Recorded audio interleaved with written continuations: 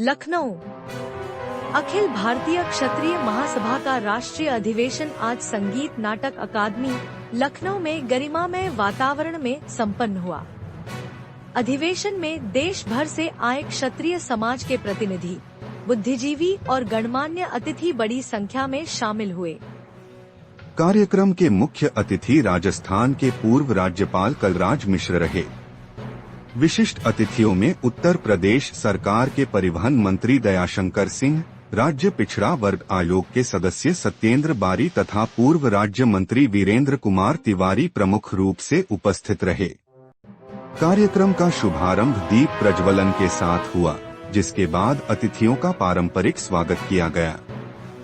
इस अवसर पर सत्येंद्र बारी ने पिछड़ा वर्ग के उत्थान के लिए आयोग द्वारा किए जा रहे प्रयासों की जानकारी साझा की।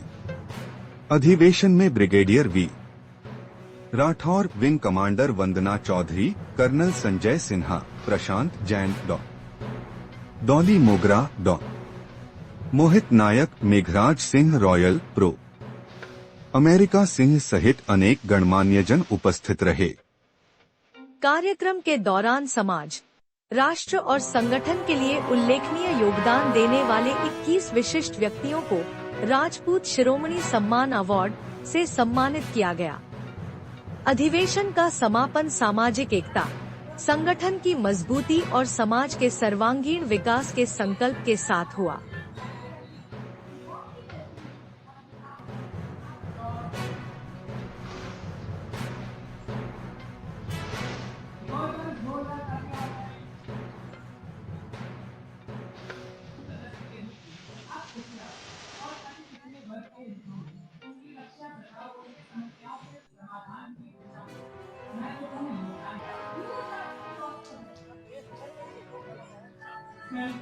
आपके ब्रिटिश क्षेत्र में अपने ज्ञान और अनुभव के बल पर न्याय व्यवस्था को सुदृढ़ बनाने में योगदान दिया।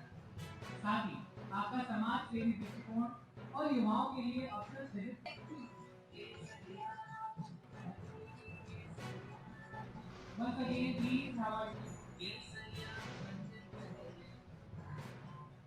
एक बार जोरदार तालियां हो जाए, एक बार जोरदार तालियां हो जाए।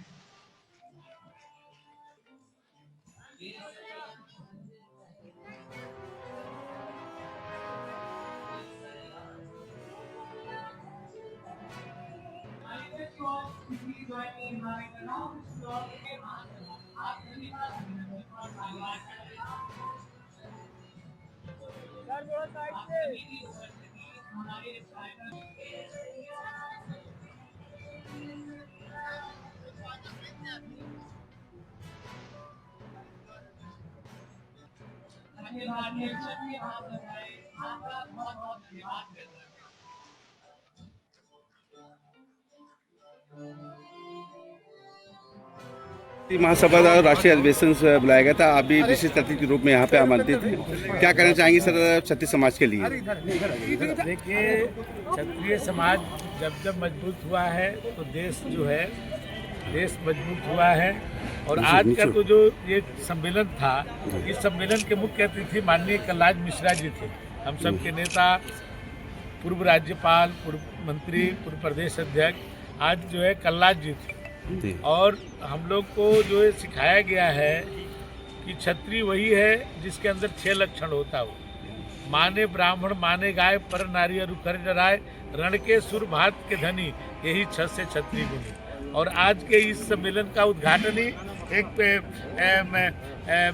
माननीय कलराज मिश्रा जी ने किया है, तो आप ये समझ सकते हैं। तो जिसके अंदर 6 लक्षण होता है वो क्षत्रिय होता है। और उसका पहला लक्षण होता है वो माने ब्राह्मण, माने गाय, दूसरे के नारी कर से डरता हो, बात के धनी हो और रण में वीरता दिखाता हो। जो 6 लक्षण हो। और क्षत्रिय आज सम्मेलन हुआ है। सभी जो समस्याओं पर आज गहन मंथन हुआ है और समाज को और कैसे संगठित करके और आगे जो है समाज को कैसे और अच्छा किया जाए, इस पर विचार विमर्श हुआ है। सर, इतिहास में जो है कि क्षत्रियों के इतिहास की भी उपेक्षा की जा रही है। कई जगह देखने को मिल रहा है कि जाटों का इतिहास और मराठाओं का इतिहास उसको श्रेष्ठ और बढ़ चढ़ कर बताया जा रहा है। क्षत्रियों के इतिहास को कहीं ना कहीं जो है कि उसके साथ छेड़खानी करने की कोशिश की है, उसको क्या कहेंगे? देखिए, ऐसा नहीं है। आप क्षत्रियों का इतिहास को आप बताइए, महात्मा बुद्ध कौन थे? क्षत्रिय। तो आज उनको कौन नहीं मानता है? इस देश को छोड़िए, दुनिया मानती है आज महात्मा बुद्ध को। आज जो है जापान, जर्मनी, आप कितने देश ऐसा है, कई देश मानता है जो है महात्मा बुद्ध। जैनों का जो सभी तीर्थंकर कौन थे? क्षत्रिय। सिखों के कौन थे? तो आप ये बताइए कि कभी आप उनको देखिए क्षत्रियों ने अपने आप को, इसमें बहुत सारे कार्यक्रम रखे हुए हैं। आज पूरा कार्यक्रम के बारे में बताएं। आज ये कार्यक्रम दरअसल अखिल भारतीय क्षत्रिय महासभा का ये पंजीकरण 1897 में हुआ था जी, और इसका हर साल राष्ट्रीय अधिवेशन भारत के किसी न किसी जगह पर मनाया जाता है जी। इस बार 2025 में इसका 129वां राष्ट्रीय अधिवेशन लखनऊ में बनाया गया, जो आपके समक्ष है। इसके साथ ही साथ हम यहाँ पर राष्ट्रीय स्थापना दिवस समारोह के अलावा हमारा ये राष्ट्रीय अधिवेशन भी था, और आज हमारे यहाँ पूरे लखनऊ से, उत्तर प्रदेश से, भारत से और विदेश से भी अतिथि लोग आए। और यहाँ तक कि आप समझिए कि इस जगह कम पड़ रही थी, लेकिन अचानक से ये वही जो राम रचिरा था कि भाजपा के प्रदेश अध्यक्ष का निर्वाचन भी आज ही के दिन हो किया गया। उसके कारण स्वयं हमको भी 2 बस अपने कार्यकर्ता यही गोमती नगर से वहाँ पर भेजना पड़ा। लेकिन हाँ, ये है कि जो एक अतुलनीय उद्बोधन माननीय पूर्व राज्यपाल श्री कलराज मिश्रा जी का आज हुआ, वो आप लोग के माध्यम से, मीडिया के माध्यम से वो अमर हो गया है। और जो यहाँ हमारे साथी कार्यकर्ता लोग जो उनका अभिभाषण सामने नहीं सुन पाए, लेकिन वो कहीं ना कहीं इलेक्ट्रॉनिक मीडिया में वो आजीवन सुनते रहे। यानी आज जैसा कि भाजपा के प्रदेश अध्यक्ष पंकज चौधरी जी को बनाया जा रहा है, और वहाँ पे इतनी भीड़ भी थी, और उसके बावजूद भी आपका ये हाल छोटा पड़ गया। अगर मतलब आज तो आज भी मतलब बहुत ये हाल तो और छोटा पड़ जाता है। जी जी जी, क्योंकि वो थी। और लेकिन लोग कार्यकर्ता हमारे इस तरीके से थे कि वो चारों तरफ खड़े रहते और खड़े रह करके एकदम संगठित रूप से वो एक सेवा भाव से यहाँ काम करते। वो यहाँ बैठ करके केवल अधिवेशन को सुनने के लिए नहीं आते, वो यहाँ सेवा भाव से कार्य करने। राष्ट्रीय अधिवेशन मुख्य बातों को मतलब कौन से मुख्य बातों को रखा गया है? हमारे यहाँ मुख्य बात ये है कि सबका साथ सबका विकास और विकसित भारत 2047। सबका साथ सबके विकास में हम केवल क्षत्रियों को भी नहीं, पूरे समाज को हम ये संदेश देते हैं कि जो बच्चे हैं, युवा हैं, या फिर जो बुजुर्ग नहीं हैं, उनके अलावा सभी लोग अपना परिवार केवल ना पालें, अपने खेल कूद और अपने चीज़ों को केवल मनोरंजन को मत ध्यान रखें। अपने जीवन में प्रतिदिन चाहे 1 घंटा ही सही, 2 घंटा ही सही, लेकिन कोई ना कोई समय निकाल करके वो समाज हित में कुछ ना कुछ कार्य करें। घर में ही करें तो कोई 1 घंटा कोई लेखनी लिखे, कोई उद्देशिका बना ले, ऐसे लिखते पढ़ते हैं, जब मौका मिले तो उसको मौके पर कर दें। यही हमारा। सर, आज अखिल भारतीय क्षत्रिय महासभा द्वारा जो है राष्ट्रीय अधिवेशन बुलाया गया था। बहुत सारे क्षत्रिय समाज के लोग यहाँ पे आए हुए थे। आज किन बातों को क्षत्रिय समाज के लिए रखा गया है? किन बातों को? देखिए, ये राष्ट्रीय अधिवेशन है 129 जी, और इस क्षत्रिय महासभा का जो गठन किया गया था, नाम तो जरूर लगता है क्षत्रिय, लेकिन क्षत्रिय है नहीं, और सब जात का ये मतलब सम्मेलन। इसकी स्थापना राजा बनवंशी ने किया था 1857 में जब क्रांति हुई थी। उसमें बहुत से क्षत्रियों को जो है अंग्रेजों ने बहुत यातना लेकर के मार दिया था, तो उन्हीं की याद में ये सभा गठन हुआ था। आज जो अधिवेशन है उसका मुख्य उद्देश्य था तो एक भारत श्रेष्ठ भारत, सबका साथ सबका विकास, ये उद्देश्य है। और इसमें हम लोग 3000 लोग और एक ग्रुप बना हुआ है जिसमें रिटायर्ड प्रोफेसर और अधिकारी हैं, तमाम लोग हैं जो हम लोग मिल करके जो आपसी विवाद गाँव में या परिवार में उसको सॉल्व करने की एक ही काम है। आज हमारे कार्यक्रम के जो अध्यक्ष थे परम आदरणीय श्री कलराज मिश्र जी, राजस्थान के गवर्नर थे। इसके अतिरिक्त हमने लगभग 21 लोगों को राजपूताना शिरोमणि सम्मान दिया है, और हर समुदाय के लोग जैसे विंग कमांडर वंदना चौधरी अंदर है, आप दे सकते हैं, ये दिया। और आपको कैसा लगा? मतलब टिप्पणी लगाने पर क्षत्रिय का हम बात कर रहे हैं। हमारा तो काम है कि सबको सम्मान दे करके आगे बढ़ना है, एक भारत श्रेष्ठ भारत, सबका विकास और भारतीय ज्ञान परंपरा के अंतर्गत कार्य है। एक और काम हम लोग करते हैं। दूसरा ये है कि सरकार की योजना है, भाई सरकार चाहते हैं जो रिटायर्ड लोग हैं हम सरकार का सहयोग करें। ठीक है ना, और उन्होंने की जिम्मेदारी है आप लोग क्या आए थे यहाँ पे और उन्होंने क्षत्रिय समाज के लिए मतलब आप लोगों ने बात रखी होगी कला में से कुछ क्षत्रिय समाज की तरफ से जो है क्या आप लोग कला में से कहा है? देखिए हमारा जो संगठन है हम पहले बता दिया कि राजा बनरस सिंह ने इसको बताया। हमारे माननीय पूर्व महामहिम और उनका समय बहुत कीमती है और जिस तरीके से उन्होंने ये चारों वर्गों को मस्तिष्क या पेट और पैर के रूप में संगठित करते हुए व्याख्यात किया, उसके लिए मैं उनका हृदय से आभार व्यक्त करता हूँ। उनका समय कीमती है, उसको भी ध्यान रखते हुए मैं समस्त अतिथिगणों सम्मानित मंचासीन व्यक्तियों का नाम लेकर के संबोधन नहीं कर पा रहा हूँ।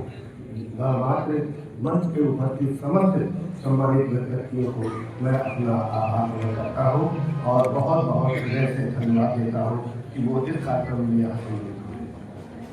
आज कुछ ऐसा इत्तेफाक हुआ कि अचानक से भारतीय जनता पार्टी के प्रदेश अध्यक्ष के निर्वाचन की तिथि आज अचानक से घोषित कर दी गई, जिसके कारण हमारे खुद के कार्यकर्ता भी हमको वहाँ निर्वाचन में भेजना पड़ा है और हमारे बहुत से कार्यकर्ता राज्यपाल महोदय के अभिभाषण को सुनने से वंचित रह गए हैं। लेकिन हम आपको ये आश्वासन देते हैं कि प्रिंट मीडिया और में अभिभाषण जो माननीय राज्यपाल जी ने आज दिया है ये अमर हो गया और इसको लोग से लेकर के सदियों तक सुनते रहेंगे कि किस प्रकार से आज महामहिम पूर्व राज्यपाल माननीय कलराज मिश्रा जी ने क्या अभिभाषण किया है, क्या बातें हम लोगों को ज्ञान दिया।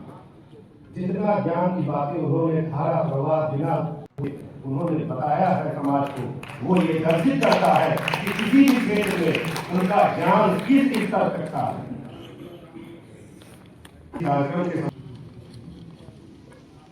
धन्यवाद ज्ञापन के लिए हम अपने अखिल भारतीय क्षेत्रीय महासभा जिसका महाराजा बनरस सिंह के द्वारा हुआ था, इस सभा के जो लोग आए हैं उनके धन्यवाद ज्ञापन के लिए हम उपाध्यक्ष वरिष्ठ उपाध्यक्ष परम आदरणीय श्री अमरनाथ सिंह गहरवाल को आमंत्रित करते हैं। इस तरह आप धन्यवाद ज्ञापन करें। इसके बाद धन्यवाद ज्ञापन के बाद सर के जोड़ी पर एक किताब लिखी गई है, सब लोग अपने हाथ में मंच को खड़े हैं जो बैठे हैं वो हाथ में ले लेंगे, एक फोटोग्राफी होगी रात के लिए यादगार के लिए और इसके बाद राष्ट्रगान होगा, फिर हम लोग प्रोत्साहन करेंगे। धन्यवाद।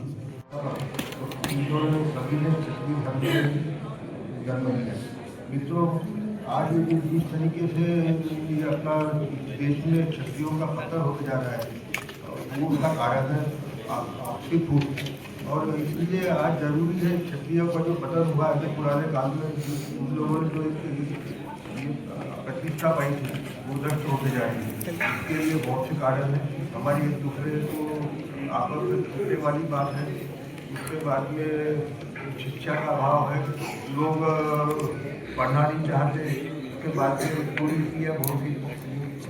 उत्तर प्रदेश के गाजीपुर जिले से मैं आया हूँ। एक ऐसा मामला लेकर के कि सरासर गलत हो रहा है। जो अंग्रेज थे सिक्किमी के ज़माने से जो भूमि जोती बोई जाती थी वो गाजीपुर की कहानी है। और रामदेव बनाम दीपक दयाल जमींदार हुआ करते थे। वो 1963 में जब जमींदारी प्रथा हट गई तो हट गए, लेकिन उन लोगों ने गलत ढंग से दूसरे को बेच करके वो ज़मीन वहाँ बनारस से जीती गई कमिश्नरी से और हाई कोर्ट से, लेकिन उसका भी मानना नहीं हुआ। यहाँ निरस्त करा दिए लोग पैसे रुपया दे करके गलत ढंग से। वो मान्य होना चाहिए। योगी जी के राज्य में किसी की भूमि हीन नहीं होना चाहिए। 5 पीढ़ी उस जमीन को जोतते बोते आई है। रामदेव चौहान की कहानी है। उनका बेटा संजीत चौहान आए हैं और योगी जी से मिलने के लिए आए हैं। धक्के खा रहे हैं हम 4 दिन से, आज तक योगी से मिल नहीं पाए। और उसका सारा जो कौन पर्ची है बोलो, लगान सिकमी रसीद सब हमारे पास है।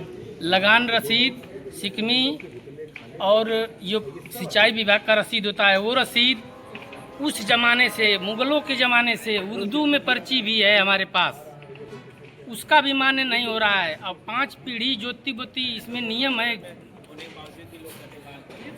मतलब इसमें नियम है कि 20 साल जो जोत बोलिया जमीन तो उसके नाम से हो गई, यानी 300 साल उस जमीन पर जोते बोए व्यक्ति का आज निरस्त कर दिया गया है। गाजीपुर मुलानी चक 116/6 गाटा संख्या है।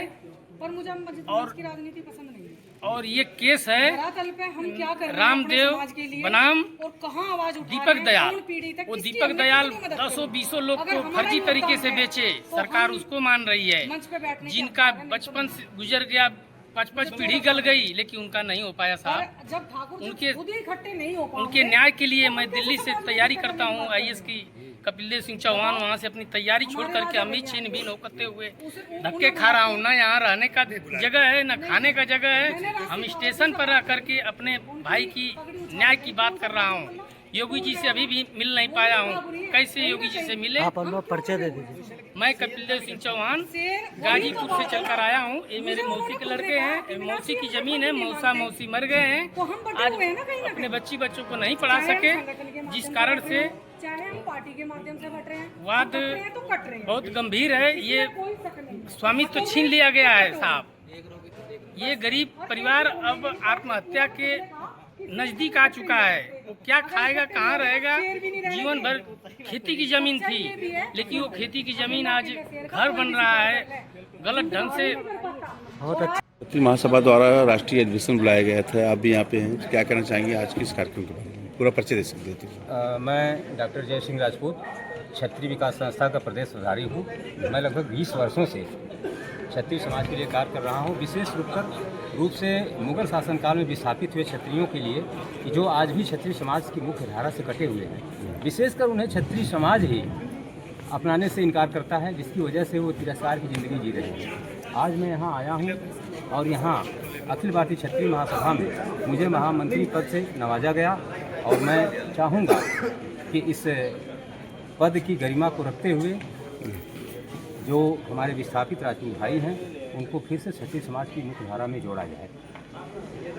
ठीक है। मेरा नाम मीनाक्षी चौहान है, मैं मेरठ जिले से आई हूँ और मैं कई संगठनों में सक्रिय हूँ। तकरीबन 14-15 वर्षों से मैं राजनीति में भी सक्रिय हूँ और अपने समाज को भी देख रही हूँ, आप सबको भी देख रही हूँ। कहीं ना कहीं हमारे समाज में आज एक जो हम मंच पे राजनीति अलग करते हैं और कहीं धरातल पे कहीं ना कहीं समाज धूमिल हो गया है, जो कि कोई मंच पे कहना नहीं चाहता। आज समाज इतना पीड़ित है कि जो मुद्दे हैं शायद मंच पे जो लोग हैं वो नहीं कहना चाहते, किस दबाव में नहीं कहना चाहते, क्यों नहीं कहना चाह रहे वो हमें नहीं पता।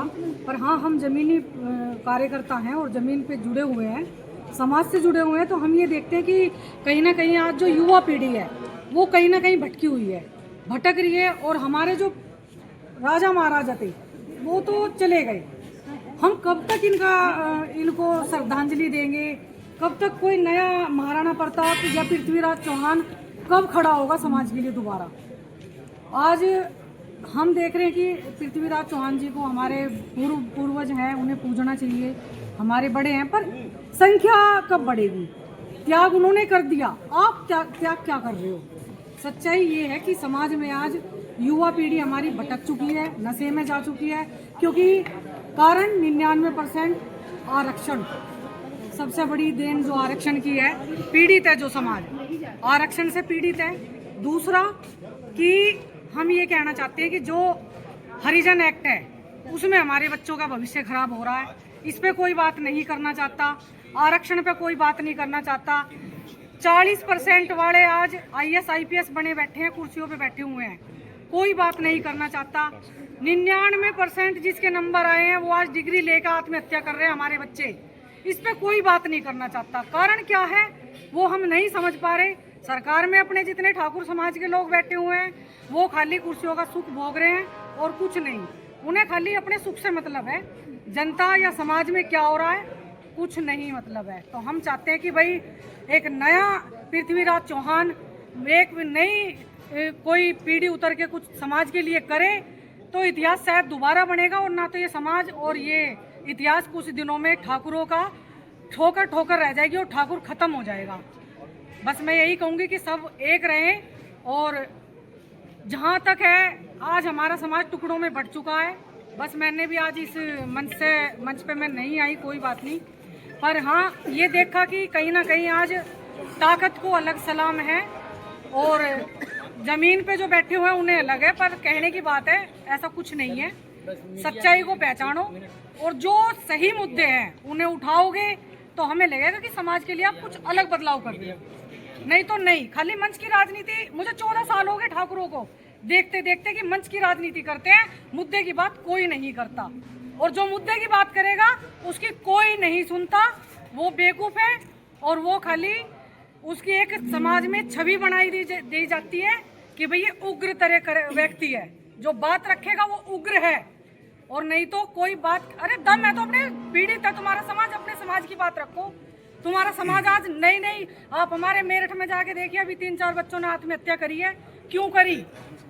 आरक्षण हमारे मत्थे में डाक, क्यों नहीं बोलता कोई?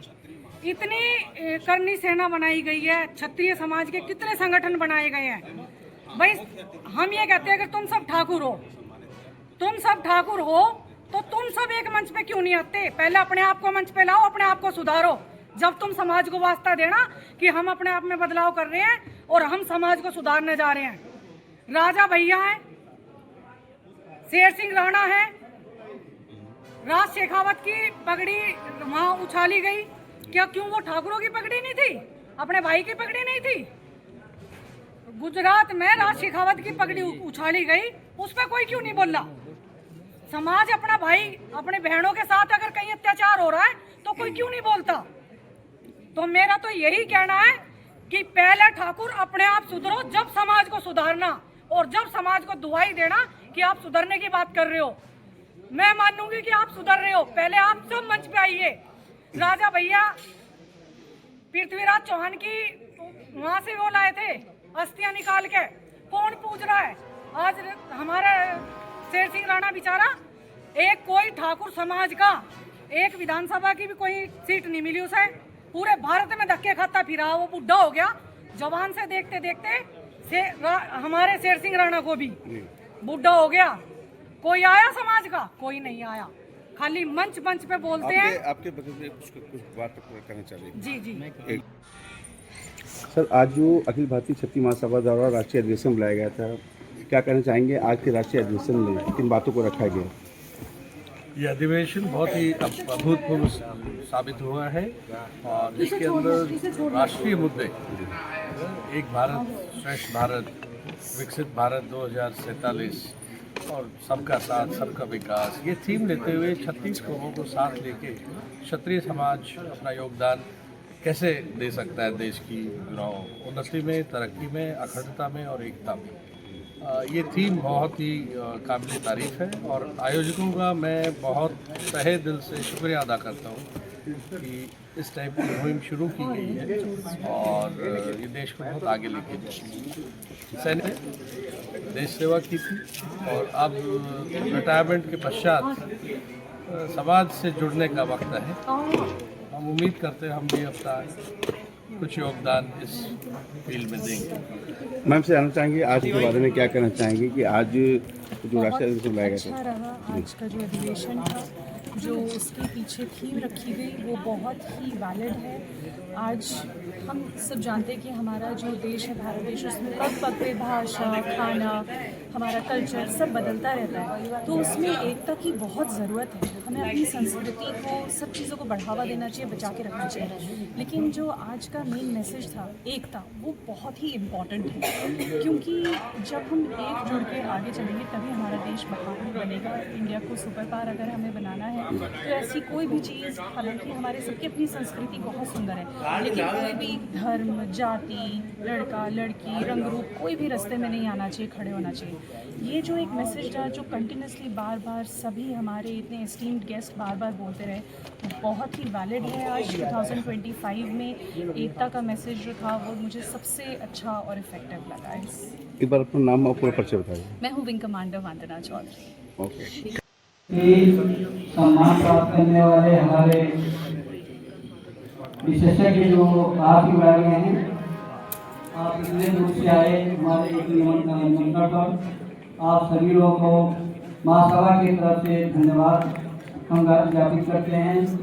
हमारे मीडिया के लोगों को, हमारे सुरक्षाकर्मी और महासभा के जो सदस्य हैं जो विभिन्न स्थानों से आए हैं, उनका हम हार्दिक स्वागत हमने कर दिया है, आपका धन्यवाद करते हैं। और इसके पश्चात आज साथ में मित्रों, आप जानते हैं कि देश में जब आपत्ति आई है,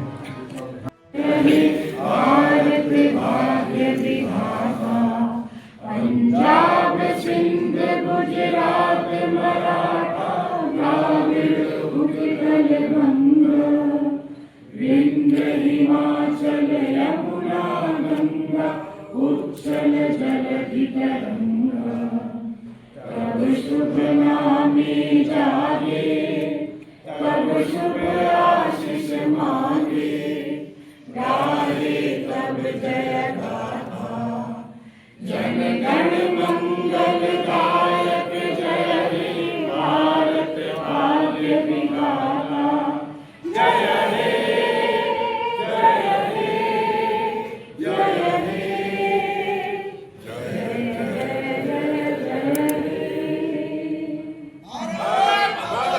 जय वंदे मातरम, वंदे मातरम। भारतीय क्षत्रिय महासभा द्वारा राष्ट्रीय अधिवेशन बुलाया गया था, क्या कहना चाहेंगे आज के कार्यक्रम के बारे में? सभी लोगों को नमस्कार। लखनऊ आकर बहुत ही अच्छा लग रहा है। मैं इन्वाइटीज़ हूँ यहाँ पर। आज मुझे ये यहाँ पर क्षत्रिय महासभा का शिरोमणि सम्मान से सम्मानित किया गया है मेरे संगीत के क्षेत्र के लिए। डॉक्टर अमरीक सिंह प्रोफेसर साहब का बहुत बहुत धन्यवाद, उन्होंने मुझे गाइड किया। आज का कार्यक्रम बहुत शानदार रहा, मेरा गायन का परफॉर्मेंस भी था और पूर्व गवर्नर जो हमारे कलराज मिश्र हैं उनसे हमको सम्मानित भी किया गया था और आकर बहुत अच्छा एक आभास हो रहा है। और अयोध्या भी हम लोग जा रहे हैं तो मुझे बहुत खुशी हो रही है। थैंक यू सो मच राष्ट्रीय अधिवेशन में मुझे बुलाने के लिए और आप सबको पूजा राठौर का थैंक यू।